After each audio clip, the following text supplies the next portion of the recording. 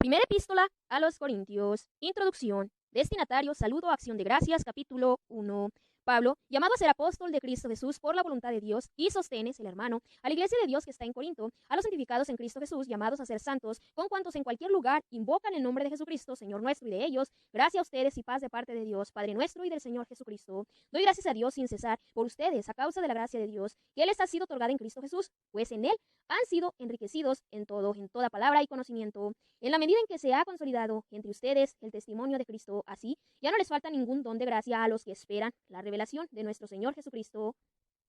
Él los confirmará hasta el fin, irrepresibles en el día de nuestro Señor Jesucristo, pues fiel es Dios, por quien ha sido llamados a la comunión con su Hijo Jesucristo, Señor nuestro. Parte 1. Divisiones y escándalos. 1. Los partidos de la iglesia de Corinto. Las divisiones entre fieles. Los exhorto, hermanos, por el nombre de nuestro Señor Jesucristo, a que sean unánimes en el hablar, y no haya entre ustedes divisiones. Antes bien, estén unidos en una misma mentalidad y un mismo juicio, porque, hermanos míos, estoy informado de ustedes por los de Cloé que existen discordia entre ustedes. Me refiero a que cada uno de ustedes dice: yo soy de Pablo, yo de Apolo, yo de Cefas, yo de Cristo. ¿Está dividido Cristo? ¿Acaso fue Pablo crucificado por ustedes? ¿O ha sido bautizados en el nombre de Pablo? Doy gracias a Dios por no haber bautizado a ninguno de ustedes fuera de Crispo y Gallo. Así, nadie puede decir que ustedes han sido bautizados en mi nombre. Así, también bauticé a la familia de Estéfanas. Por lo demás, no creo haber bautizado a ningún otro.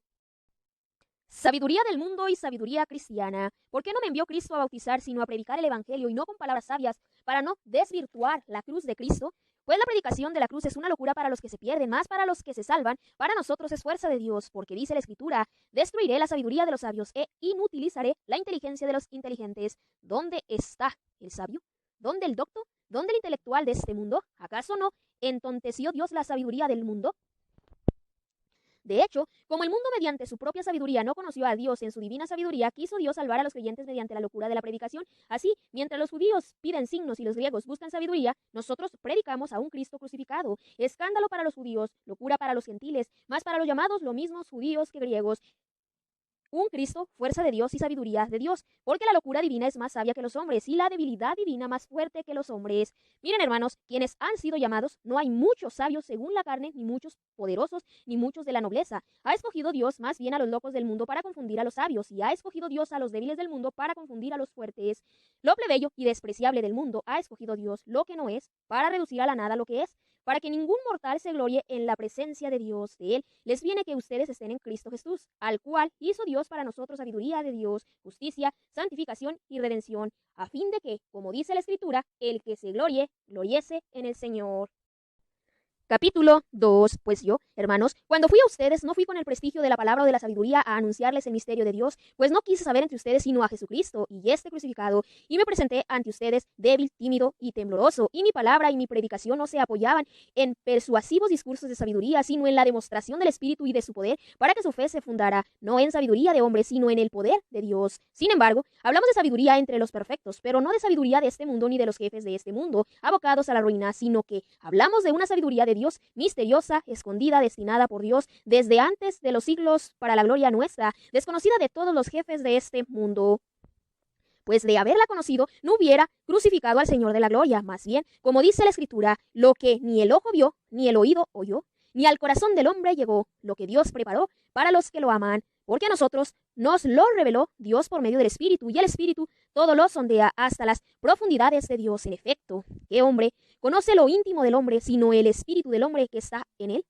Del mismo modo, nadie conoce lo íntimo de Dios, sino el Espíritu de Dios, y nosotros no hemos recibido el Espíritu del mundo, sino el Espíritu que viene de Dios, para conocer las gracias que Dios nos ha otorgado, de las cuales también hablamos, no con palabras enseñadas por la sabiduría humana, sino enseñadas por el Espíritu, expresando realidades espirituales en términos espirituales. El hombre naturalmente no acepta las cosas del Espíritu de Dios, son locura para él, y no las puede entender, pues solo espiritualmente pueden ser juzgadas. En cambio, el hombre de espíritu lo juzga todo, y a él nadie puede juzgarlo, porque ¿quién conoció la mente del Señor para instruirle?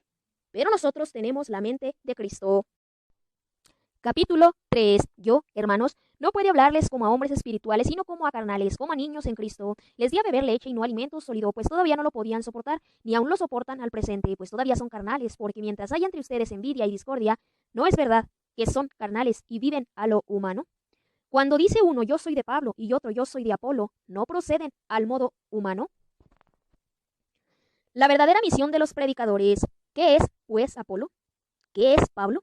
Servidores por medio de los cuales han creído, y cada uno según el don del Señor. Yo planté, Apolo regó, mas fue Dios quien hizo crecer, de modo que ni el que planta es algo, ni el que riega, sino Dios que hace crecer. Y el que planta y el que riega son una misma cosa, si bien cada cual recibirá el salario según su propio trabajo, ya que somos colaboradores de Dios y ustedes, campo de Dios, edificación de Dios, conforme a la gracia de Dios que me fue dada. Yo, como buen arquitecto, puse el cimiento y otro construye encima. Mire cada cual cómo construye, pues nadie puede poner otro cimiento que el ya puesto, Jesucristo. Y si uno construye sobre un cimiento con oro, plata, piedras preciosas, madera, heno, paja, la obra de cada cual quedará al descubierto. La manifestará el día que aparecerá con fuego, y la calidad de la obra de cada cual la probará el fuego. Aquel cuya obra construida sobre el cimiento resista, recibirá la recompensa, mas aquel cuya obra quede abrazada, sufrirá el castigo. Él, no obstante, quedará a salvo. Pero como quien escapa del fuego, ¿no saben que son templo de Dios y que el Espíritu de Dios habita en ustedes? Si alguno destruye el templo de Dios, Dios lo destruirá a él, porque el templo de Dios es sagrado y ustedes son ese templo. Consecuencias. Nadie se engañe. Si alguno entre ustedes se cree sabio según este mundo, vuélvase loco para llegar a ser sabio, pues la sabiduría de este mundo es locura a los ojos de Dios. En efecto, dice la Escritura, el que enreda a los sabios en su propia astucia, y también el Señor conoce cuán vanos son los pensamientos de los sabios. Así que no se glorie nadie en los hombres, pues todo es de ustedes, ya sea Pablo, Apolo, Cefas, el mundo, la vida, la muerte, el presente, el futuro, todo es de ustedes, y ustedes de Cristo, y Cristo de Dios. Capítulo 4. Por tanto, que nos tengan los hombres por servidores de Cristo y administradores de los misterios de Dios. Ahora bien, lo que se exige de los administradores es que sean fieles, aunque a mí lo que menos me importa es ser juzgado por ustedes o por un tribunal humano, ni yo mismo me juzgo. Cierto que mi conciencia nada me reprocha, mas no por eso quedo justificado. Mi juez es el Señor, así que no juzgue nada antes de tiempo hasta que venga el Señor. Él iluminará los secretos de las tinieblas y pondrá de manifiesto las intenciones de los corazones. Entonces recibirá cada cual de Dios la alabanza que le corresponda. En esto, hermanos, me he puesto como ejemplo a mí y a Apolo, en orden a ustedes, para que aprendan de nosotros aquellos de no salirse de los escritos, y para que nadie se engríe en favor de uno contra otro, pues ¿quién es el que te prefiere? ¿Qué tienes que no lo hayas recibido? Y si lo has recibido, ¿a qué gloriarte, cual si no lo hubieras recibido? Ya están hartos, ya son ricos, se han hecho reyes sin nosotros, y ojalá reinaran para que también nosotros reináramos con ustedes, porque pienso que a nosotros los apóstoles Dios nos ha asignado el último lugar como condenados a muerte, puesto a modo de espectáculo para el mundo, los ángeles y los hombres, nosotros, locos a causa de Cristo, ustedes, sabios en Cristo, débiles nosotros, ustedes, fuertes, ustedes, estimados, nosotros, despreciados hasta el presente, pasamos hambre, sed, desnudez, somos abofetados y además errantes, nos fatigamos trabajando con nuestras manos, si nos insultan, bendecimos, si nos persiguen, lo soportamos, si nos difaman, respondemos con bondad, hemos venido a ser hasta ahora como la basura del mundo y el desecho de todos. Amonestaciones. No les escribo esto para avergonzarlos, sino más bien para amonestarlos como a hijos míos queridos, pues aunque hayan tenido 10,000 pedagogos en Cristo, no tienen muchos padres. He sido yo quien, por el Evangelio, los engendré en Cristo Jesús. Les ruego, pues, que sean mis imitadores. Por esto mismo les he enviado a Timoteo, hijo mío querido y fiel en el Señor. Él les recordará mis normas de conducta en Cristo, conforme enseño por doquier en todas las iglesias. Como si yo no hubiera de ir a ustedes, se han hinchado algunos, mas iré pronto a visitarlos. Si es la voluntad del Señor, entonces conoceré no la palabrería de esos orgullosos, sino su poder, que no está en la palabrería el reino de Dios, sino en el poder. ¿Qué prefieren? ¿Que vaya a ustedes con palo o con amor y espíritu de mansedumbre?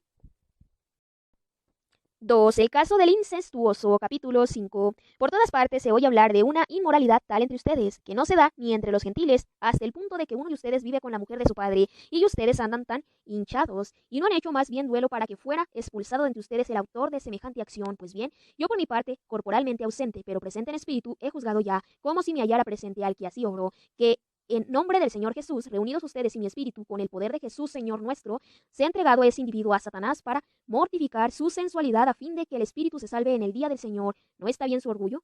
¿No saben que un poco de levadura fermenta toda la masa?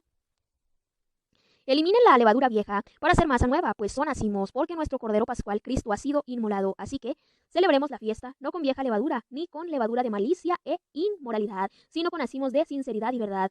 Al escribirles en mi carta que no se relacionaran con los impuros, no me refería a los impuros de este mundo en general o a los ávaros, a ladrones o idólatras. De ser así, tendrían que salir del mundo. No, les escribí que no se relacionaran con quien, llamándose hermano, es impuro, avaro, idolatra, difamador, borracho, ladrón. Con esos ni comer, pues me toca a mí juzgar a los de fuera. ¿No es a los de dentro a quienes ustedes juzgan? A los de fuera Dios los juzgará. Arrojen de entre ustedes al malvado. 3. Recurso a los tribunales paganos, capítulo 6. Cuando alguno de ustedes tiene un pleito con otro, ¿se atreve a llevar la causa ante los injustos y no ante los santos? ¿No saben que los santos han de juzgar al mundo? Y si ustedes van a juzgar al mundo, ¿no son acaso dignos de juzgar esas naderías? ¿No saben que hemos de juzgar a los ángeles? ¿Y cómo no las cosas de esta vida? Y cuando tienen pleitos de este género, toman como jueces a los que la iglesia tienen en nada. Para su vergüenza lo digo, no hay entre ustedes algún experto que pueda juzgar entre hermanos, sino que van a pleitar hermano contra hermano, y eso ante infieles. De todos modos, y es un fallo suyo que haya pleito entre ustedes. ¿Por qué no prefieren soportar la injusticia? ¿Por qué no se dejan más bien despojar? Al contrario, son ustedes los que obran la injusticia y despojan a los demás. Y esto, hermanos, ¿no saben acaso que los injustos no heredarán el reino de Dios? No se engañen, ni impuros, ni idolatras, ni adúlteros, ni afeminados, ni homosexuales, ni ladrones, ni ávaros, ni borrachos, ni ultrajadores, ni explotadores heredarán el reino de Dios. Y tales fueron algunos de ustedes, pero han sido lavados, han sido santificados, han sido justificados en el nombre del Señor Jesucristo y en el Espíritu de nuestro Dios. 4. La fornicación. Todo me es lícito, mas no todo me conviene. Todo me es lícito, mas no me dejaré dominar por nada. La comida para el vientre y el vientre para la comida, mas lo uno y lo otro destruirá a Dios. Pero el cuerpo no es para la fornicación, sino para el Señor, y el Señor para el cuerpo. Y Dios, que resucitó al Señor, nos resucitará también a nosotros mediante su poder. ¿No saben que sus cuerpos son miembros de Cristo? ¿Y había de tomar yo los miembros de Cristo para ser los miembros de prostituta? De ningún modo. ¿O no saben que quien se une a la prostituta se hace un solo cuerpo con ella? Pues está dicho, los dos se harán una sola carne, mas el que se une al Señor se hace un solo espíritu con él. Huyan de la fornicación. Todo pecado que comete el hombre queda fuera de su cuerpo, mas el que fornica peca contra su propio cuerpo.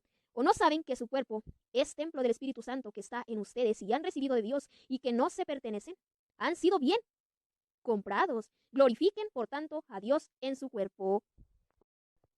Parte 2. Solución de diversos problemas. 1. Matrimonio y virginidad. Capítulo 7. En cuanto a los que ustedes me han escrito, bien le está al hombre abstenerse de mujer. No obstante, por razón de la incontinencia, tengan cada hombre su mujer y cada mujer su marido. Que el marido cumpla su deber con la mujer. De igual modo, la mujer con su marido. No dispone la mujer de su cuerpo, sino el marido. Igualmente, el marido no dispone de su cuerpo, sino la mujer.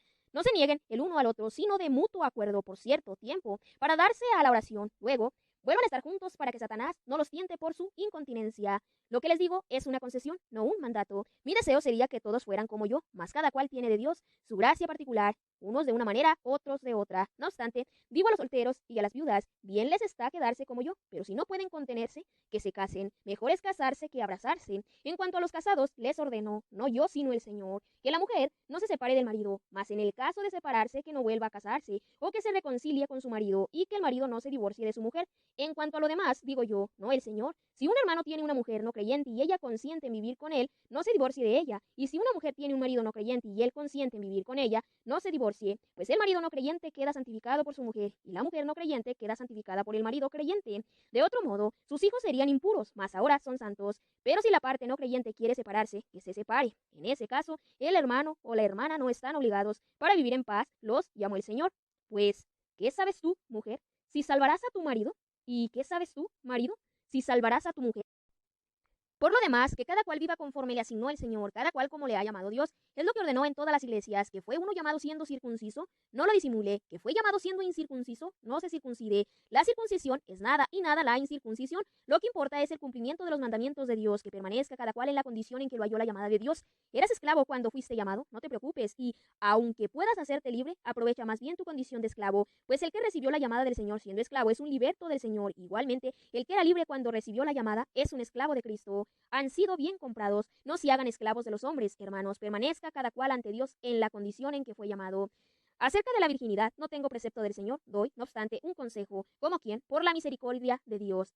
es digno de crédito. Por tanto, pienso que es cosa buena a causa de la angustia presente quedarse el hombre así. Estás unido a una mujer, no busques la separación. No estás unido a mujer, no la busques. Mas si te casas, no pecas. Y si la joven se casa, no peca. Pero todos ellos tendrían su tribulación en la carne, que yo quisiera evitársela a ustedes. Les digo pues, hermanos, el tiempo apremia. Por tanto, los que tienen mujer, vivan como si no la tuvieran. Los que lloran como si no lloraran. Los que están alegres como si no lo estuvieran. Los que compran como si no poseyeran. Los que disfrutan del mundo como si no lo disfrutaran, porque la representación de este mundo pasa. Yo los quisiera libres de preocupaciones. El no casado se preocupa de las cosas del Señor, de cómo agradar al Señor. El casado se preocupa de las cosas del mundo, de cómo agradar a su mujer. Está por tanto dividido. La mujer no casada, lo mismo que la doncella, se preocupa de las cosas del Señor, de ser santa en el cuerpo y en el espíritu. Más la casada se preocupa de las cosas del mundo, de cómo agradar a su marido. Les digo esto para su bien, no para tenderles un lazo, sino para moverlos a lo más digno y al trato asiduo con el Señor, sin distracciones. Pero si alguno teme faltar a la conveniencia respecto de su doncella, por estar en la flor de la edad y conviene actuar en consecuencia, haga lo que quiera, no peca, cásense. Mas el que ha tomado una firme decisión en su corazón y sin presión alguna, y en pleno uso de su libertad está resuelto en su interior a respetar a su doncella, hará bien, por tanto, el que se casa con su doncella, obra bien, y el que no se casa, obra mejor. La mujer está obligada a su marido mientras él viva, mas una vez muerto el marido, queda libre para casarse con quien quiera, pero solo en el Señor. Sin embargo, será más feliz si permanece así según mi consejo, que también yo creo tener el Espíritu de Dios. 2. Sobre lo inmolado a los ídolos. El aspecto teórico, capítulo 8. Respecto a lo inmolado a los ídolos es cosa sabia, pues todo tenemos ciencia, pero la ciencia hincha, el amor en cambio edifica. Si alguien cree conocer algo, aún no lo conoce como se debe, mas si uno ama a Dios, ese es conocido por él. Ahora bien, respecto del comer lo sacrificado a los ídolos, sabemos que el ídolo no es nada en el mundo y no hay más que un único Dios, pues aún cuando se les dé el nombre de dioses, bien en el cielo, bien en la tierra, de forma que hay multitud de dioses y de señores, para nosotros no hay más que un solo Dios, el Padre, del cual proceden todas las cosas y para el cual somos, y un solo Señor Jesucristo, por quien son todas las cosas y nosotros por él. El punto de vista de la caridad. Mas no todos tienen este conocimiento, pues algunos, acostumbrados hasta ahora al ídolo, comen la carne como realmente sacrificada a los ídolos, y su conciencia, que es débil, se mancha. No es ciertamente la comida lo que nos acerca a Dios, ni va a faltarnos por no comer, ni va a sobrarnos por comer, pero tengan cuidado que esa su libertad no sirva de tropiezo a los débiles. En efecto, si alguien te ve a ti, que tienes conocimiento, sentado a la mesa en un templo de ídolos, no se creerá autorizado por su conciencia, que es débil, a comer de lo sacrificado a los ídolos.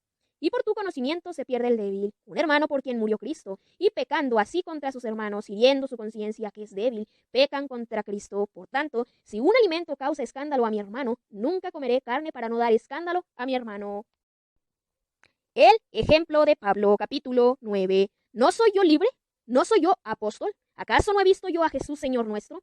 ¿No son ustedes mi obra en el Señor? Si para otros no soy yo apóstol, para ustedes sí que lo soy. Ustedes son el sello de mi apostolado en el Señor. He aquí mi defensa contra mis acusadores. Por ventura, ¿no tenemos derecho a comer y beber? ¿No tenemos derecho a llevar con nosotros una mujer cristiana, como los demás apóstoles y los hermanos del Señor y Cefas?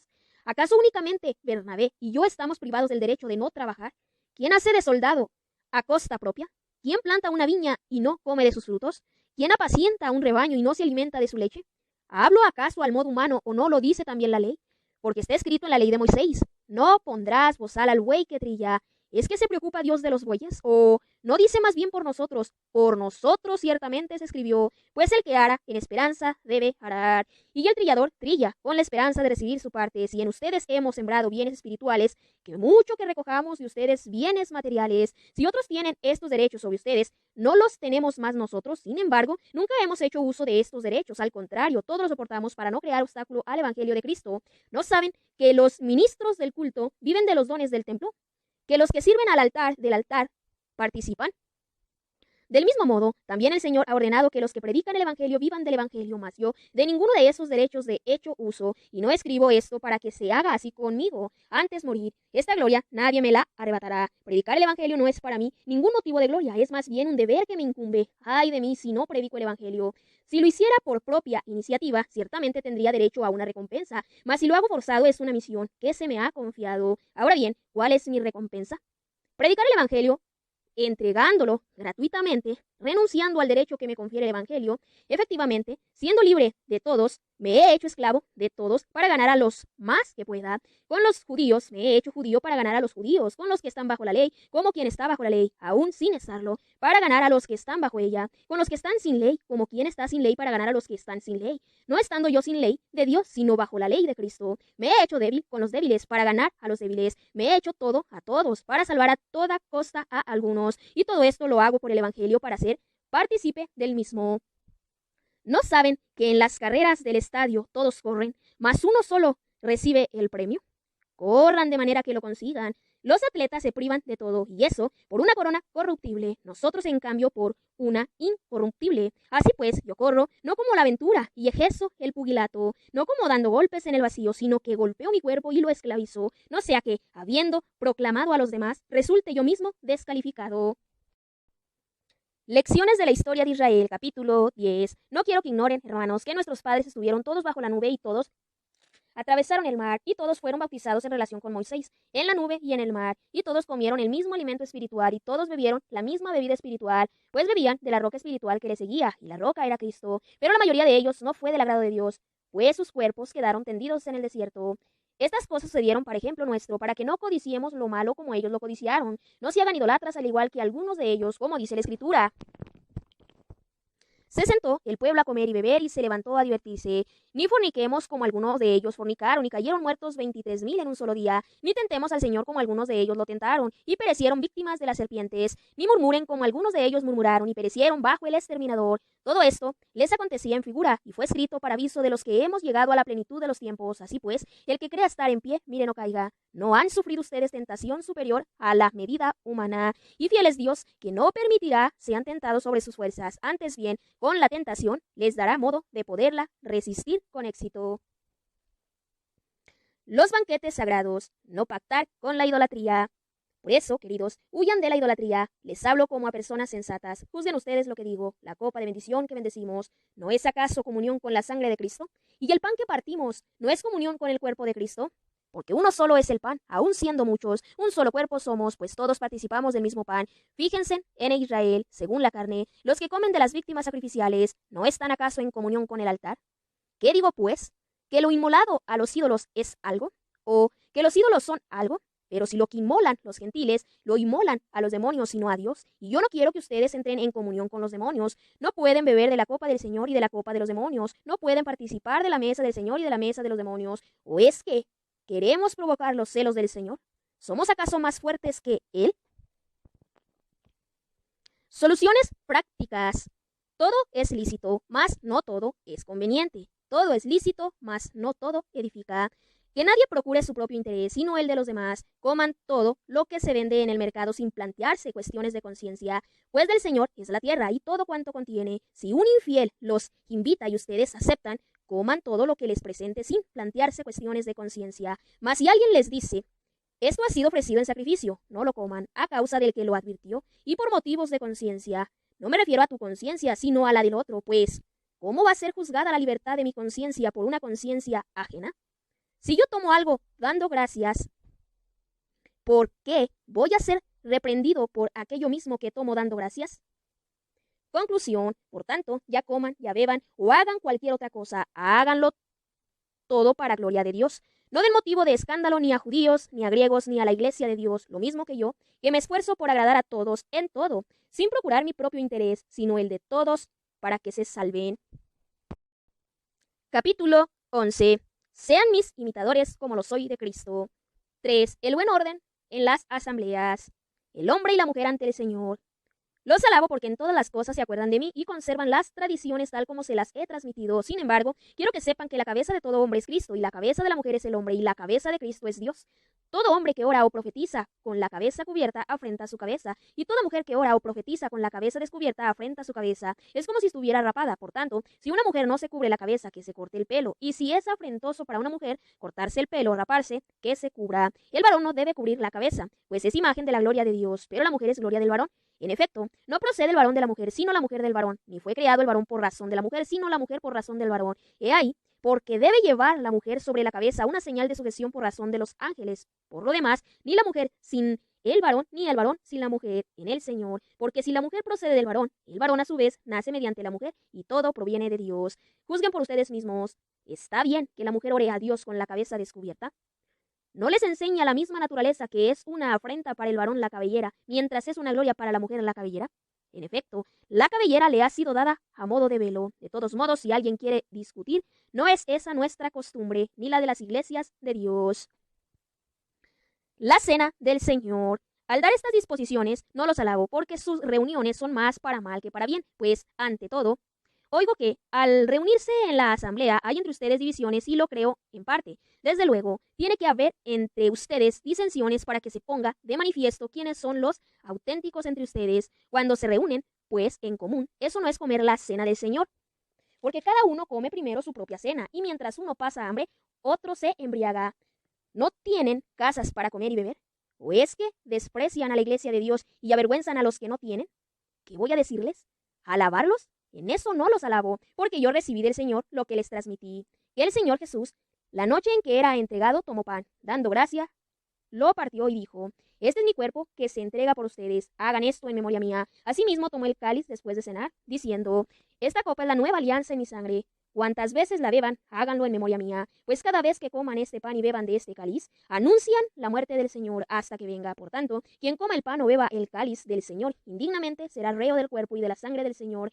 Examínense, pues, cada cual, y coma así el pan y beba del cáliz, pues quien come y bebe sin discernir el cuerpo, come y bebe su propia condena. Por eso hay entre ustedes muchos enfermos y muchos achacosos, y mueren no pocos. Si nos juzgáramos a nosotros mismos, no seríamos castigados, mas al ser castigados somos corregidos por el Señor, para que no seamos condenados con el mundo. Así pues, hermanos míos, cuando se reúnan para la cena, espérense unos a otros. Si alguno tiene hambre, que coma en su casa, a fin de que no se reúnan para castigo suyo. Lo demás lo dispondré cuando vaya.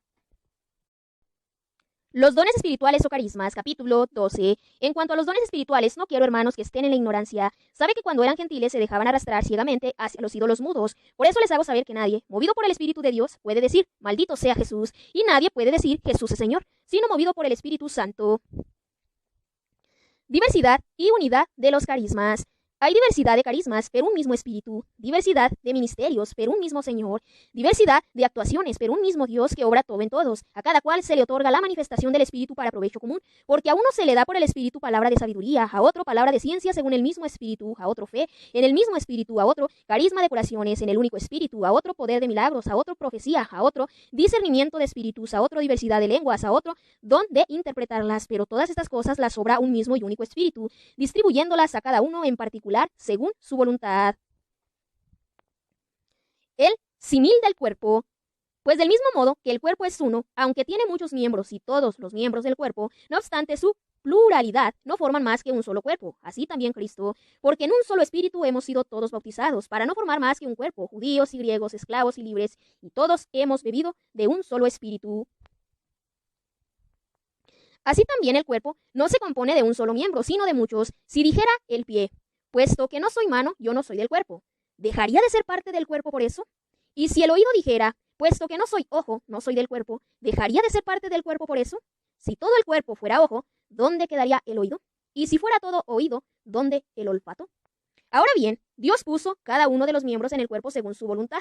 Si todo fuera un solo miembro, ¿dónde quedaría el cuerpo? Por tanto, muchos son los miembros, más uno el cuerpo, y no puede el ojo decir a la mano: no te necesito, ni la cabeza a los pies: no los necesito. Más bien los miembros del cuerpo que tenemos, por más débiles, son indispensables, y a los que nos parecen los más viles del cuerpo, los rodeamos de mayor honor. Así a nuestras partes deshonestas las vestimos con mayor honestidad, pues nuestras partes honestas no lo necesitan. Dios ha formado el cuerpo dando más honor a los miembros que carecían de él, para que no hubiera división alguna en el cuerpo, sino que todos los miembros se preocuparan lo mismo los unos de los otros.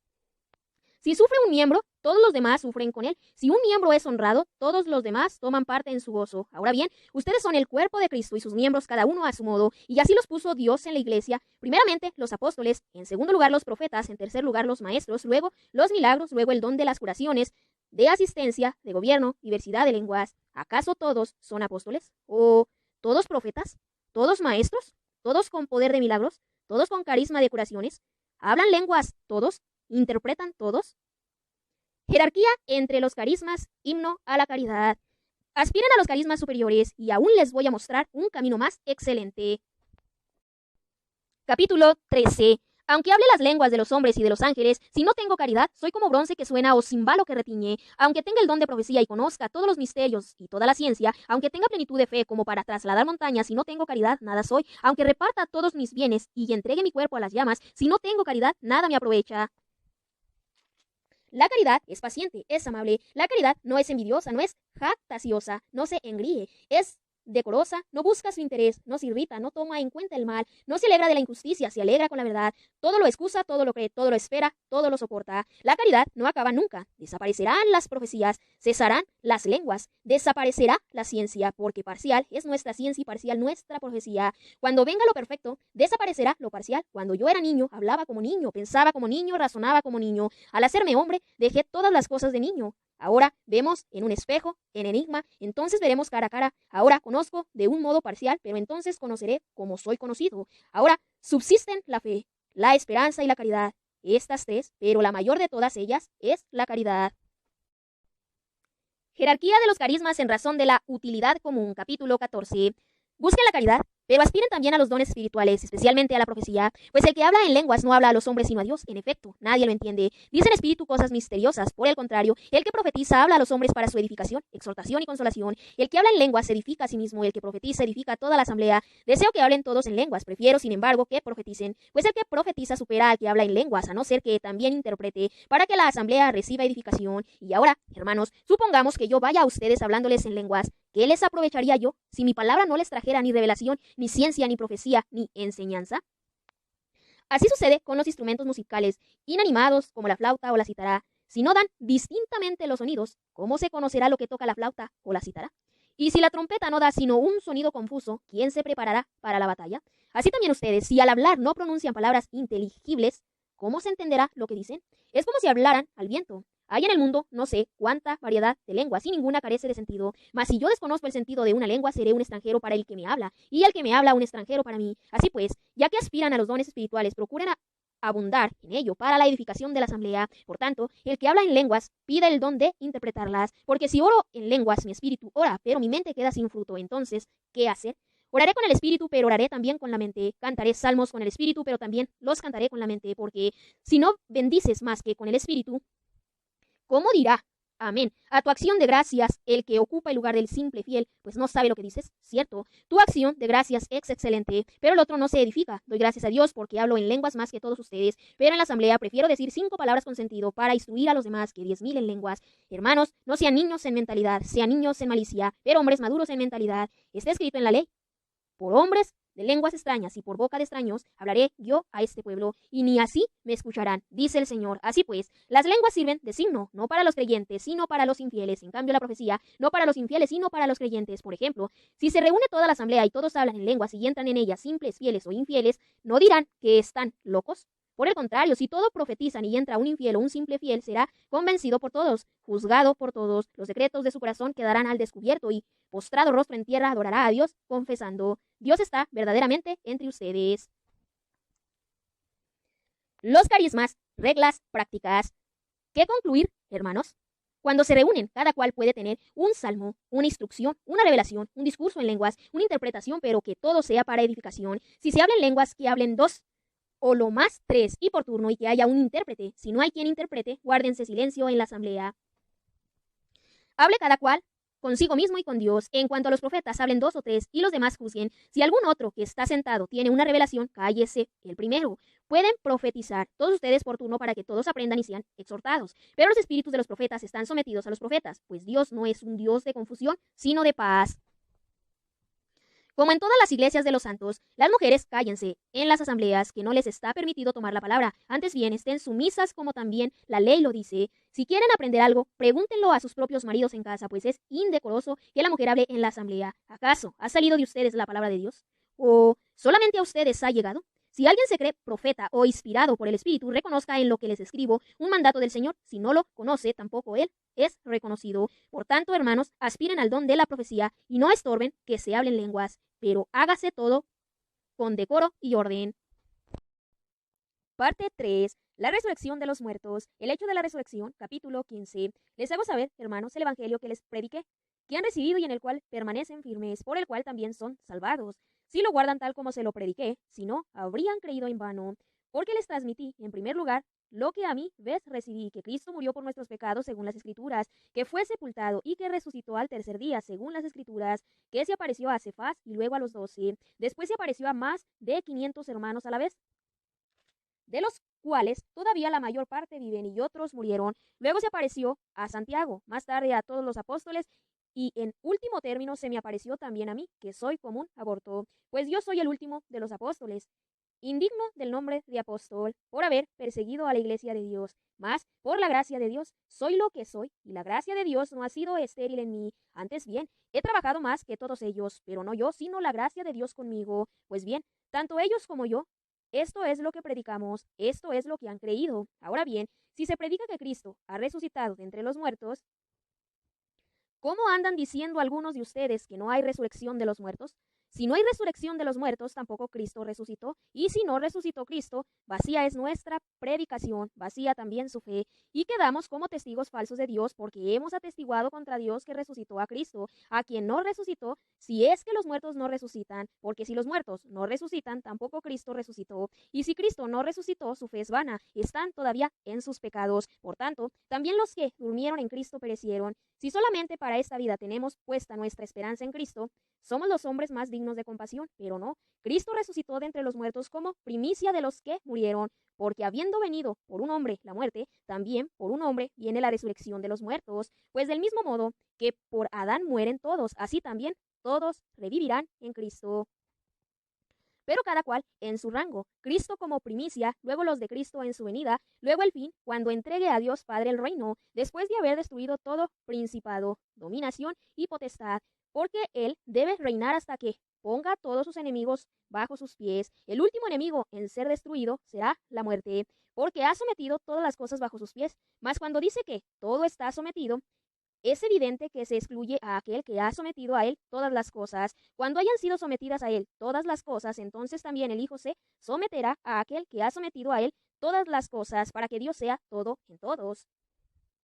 De no ser así, ¿qué harán los que se bautizan por los muertos?